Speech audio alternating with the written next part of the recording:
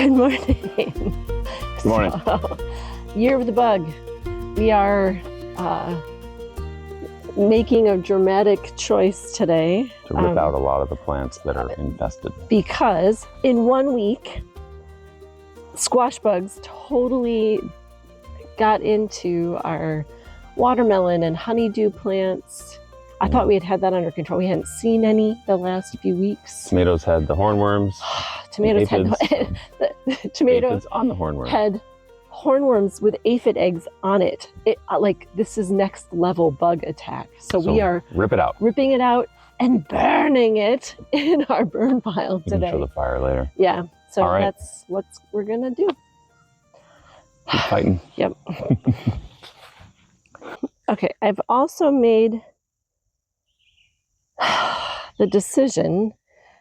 Yes, we're gonna rip out this whole garden and treat it with diatomaceous earth and pray over it. I don't know if we need an exorcism. I don't know what we need, but I am going to get all of these tomatoes. This side of the garden is doing okay, but there's evidence that I'm looking at aphid eggs down here too. Yeah, I want to get the tomatoes off. I know they're green. We hope they'll ripen well off the vine. They may not be as sweet, but I want to burn this all today. So that's what we're going to do. That's what I'm going to do. These are really green tomatoes.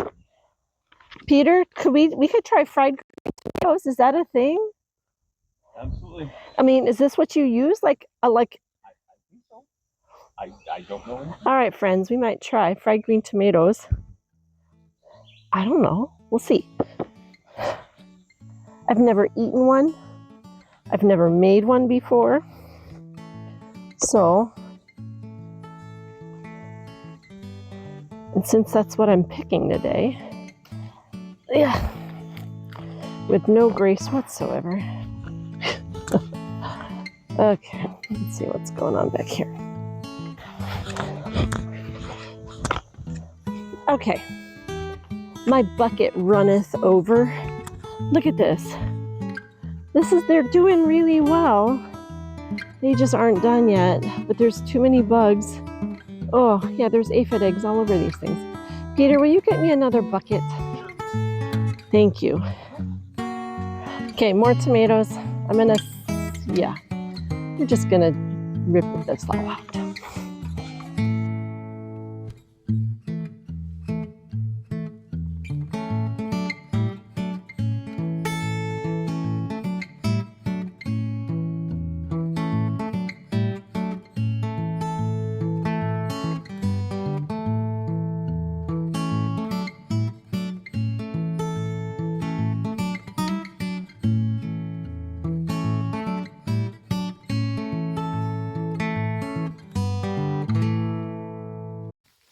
Look at beans. They're far and few between, but I'm going to get whatever beans I can off of this thing before we burn it. But yay. All right, I rescued what beans I could, but I wanted to capture the burning of the Japanese beetle infested beans and morning glories. Those have been just rough. So there you have it. Good morning. Good morning. Second day of the weekend. Yes. And yesterday we were here and we were standing in front of our raised beds. But unplanned. Which are no now more. Disassembled. Yeah, we burned it all. Took the soil, spread it out. This will now be a landscaped bed. Perennial garden. Which will be fun to design. Yeah. But Peter, after he spread it, put diatomaceous earth. That's why I was saying it looks like it has a bad case of dandruff. But it's a good thing. It's to kill. We had so many issues with bugs this year. I think we called it yesterday the year of the bug. That we want to prevent. I guess the nematodes are mixed up in here too. Yeah, it's all going to be good. So we're going to hope that, and perennials won't have the same problem as, I don't know, bugs on flowers are manageable. Frustrating, but not the same as on your food. So there you go. Here we go. Yes, over at the Grapevines. And today, Peter and I are going to uncover all of these. And I have some grapevine clips. We're going to start training the... Oh, Peter, we also need to add a second line. Peter? I'll remind him. Anyway, we need to uncover. We're going to build a fence around it, and I'm going to feed them vermicompost this morning, and hopefully keep them safe from deer. Here we go.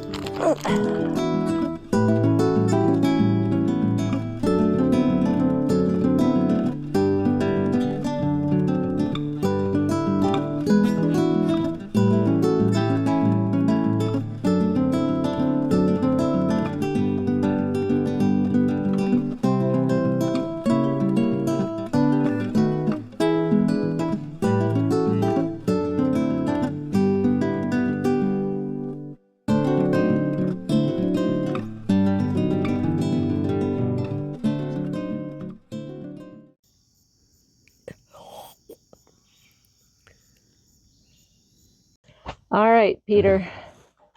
We're checking. What are we doing? We're checking the dehydrator to see how our little experiment worked. Oh, They're dry. are they crunchy dry? Do you think a bird would eat those? Oh yeah,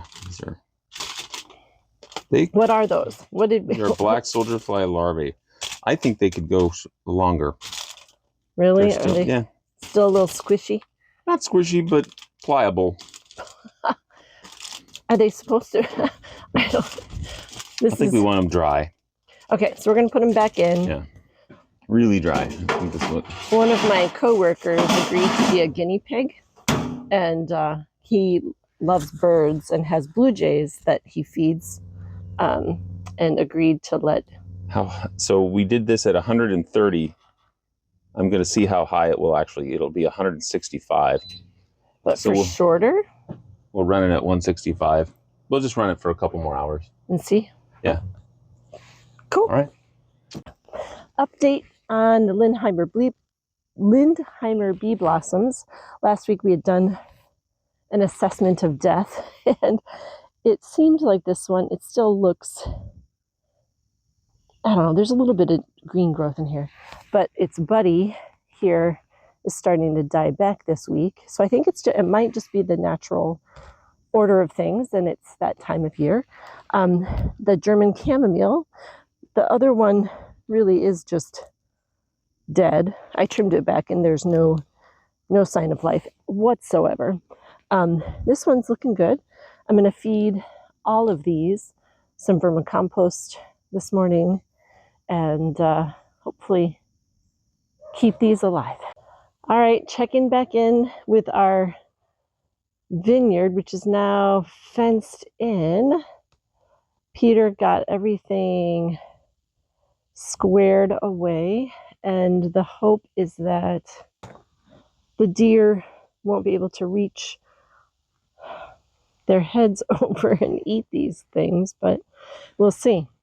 And we also are trusting the Japanese beetle situation has definitely calmed down, so we're hoping that we'll be good to go. All right, we are going to process, well, not process, I'm going to make some fried green tomatoes.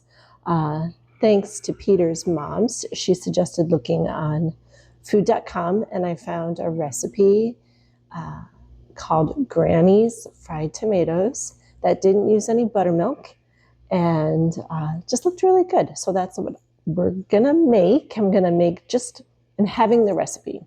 It calls for 4 green tomatoes. I'm just doing 2 because it's just Peter and I right now. So first things first, I'm gonna slice these green tomatoes. They said 1/4 inch thick, and then you season. Looks good. These are Cherokee purple varieties. Once they're sliced, I've got seasoning. It's, well, Himalayan sea salt. I didn't call for that, but that's the kind of salt that we have on hand, and lemon pepper that you sprinkle on top.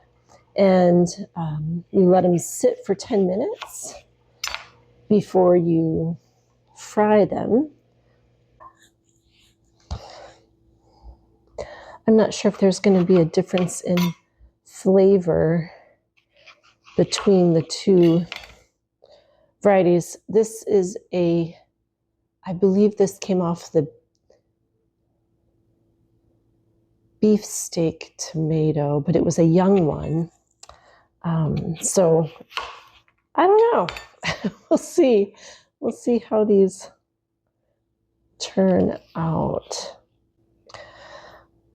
Peter is outside staining a picnic table that our son built for us this weekend.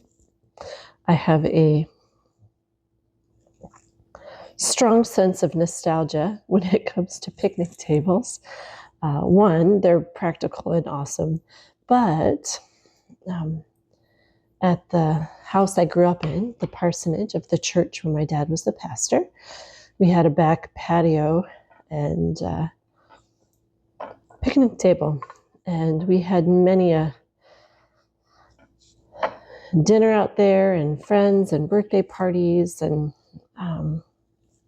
also I have very strong nostalgic memories about the picnic table that lived at the cottage that my grandparents owned, not my aunt and uncle owned, up in Ogunquit, Maine. And again, sitting out back when Grandpa would grill, or we'd shuck corn, or he'd be working in his garden, and just a lot of good memories around that picnic table. Okay, I'm going to let those sit for 10 minutes, and then when I come back, we're going to coat them. I have some, this is, so half of 3/4 of a cup ish. I'm not one of the precise bakers. I'm like, that looks about right. And a tablespoon of flour mixed in here. And then we're going to fry it. It called to use veggie oil, but I don't prefer that. So I'm either going to use beef tallow or duck fat.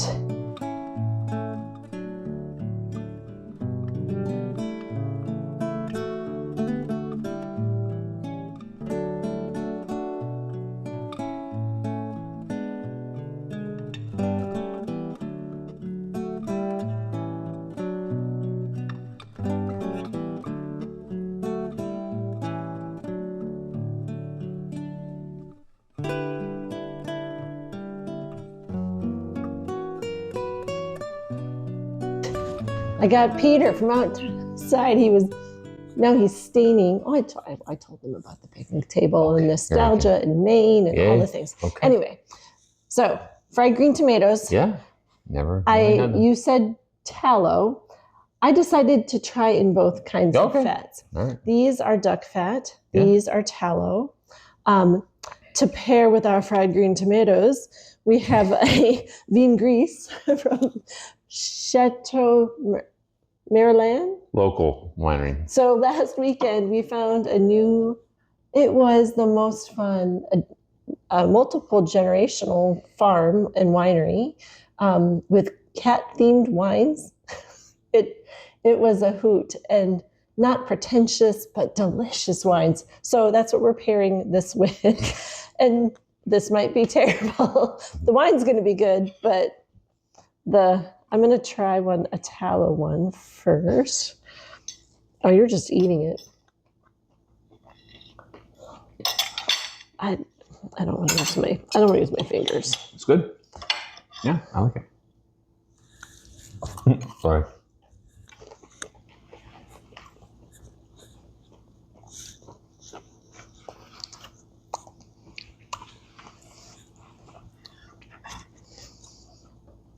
You're not sold. I like it. I'm going to try a duck one. It's the cornmeal. I was saying that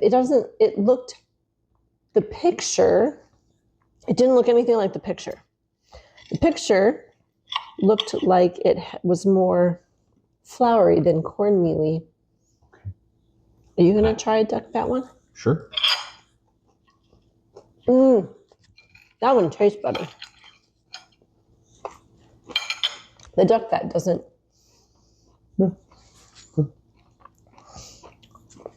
Okay. What are we? Oh, yeah, wins and losses. The bug thing, we did not anticipate ripping out and burning a whole garden this weekend. And that's what we did. That's what we did. But out of that garden, we have learned a new thing, trying a new thing, kind of a win. I need to work on this. It's like, I feel like I've got corn shards in the back of my throat. Anyway, got to work on that. I did pull some daikon radishes this week.